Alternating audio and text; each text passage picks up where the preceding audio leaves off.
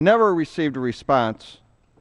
You know, and most recently, if you read the British tabloids, one of the British papers talked about PFC Bowie Bergdahl, who escaped from his Taliban captors in Afghanistan and was on the run for 3 days. Unfortunately, he was recaptured. It shows you that we have those that are still in harm's way as we pull out of both Iraq and start to withdraw from Afghanistan. But we can never forget, we should never forget the sacrifice that these young men and women have given to this country. They truly are the 1% that needs to be talked about because they have volunteered at great risk to themselves and to their families. You know, I have 3 sons that are currently serving in the United States Army, and I know what it's like to have a son go to war. On numerous occasions now, my sons have been called, and one still is in Iraq today. So we can never forget about the sacrifice not only of the men and women in our armed services, but how about their families and loved ones that they leave behind? You know, the warrior ethos says we never leave a man behind. And I call upon the President, I call upon this great body to make that same statement that we will never leave a man behind. That we will do everything within our power to make sure that we get these kids back home. And I call them kids because I have 3 sons and I still call them kids, even when they're 30 years old. It is about doing the right thing.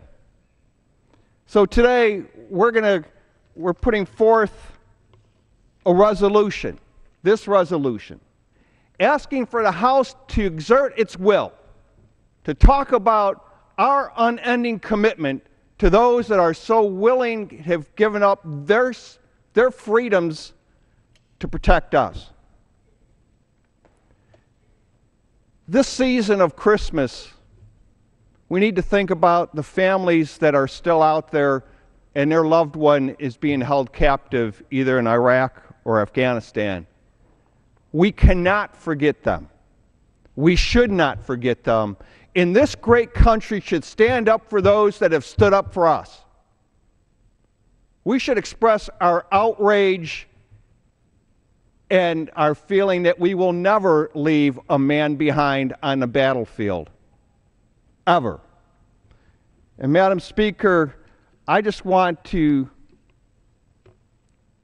implore this body to stand up and vote for this resolution, talking about the sense of this Congress in supporting those men and women who have given so much and have asked for so little.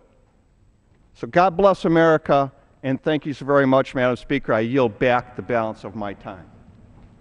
The chair recognizes the gentlewoman from Texas, Ms. Jackson Lee, for 5 minutes.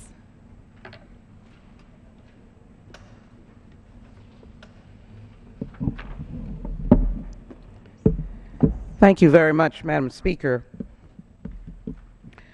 I rise today to join some of the calls of my colleagues, but to indicate that I thought this very special day, December 15th, 2011, a few hours ago in Iraq, Secretary Leon Panetta performed the casing of the colors ceremony, which is to acknowledge the colors, the red, white, and blue, that our brave men and women fought under in Iraq.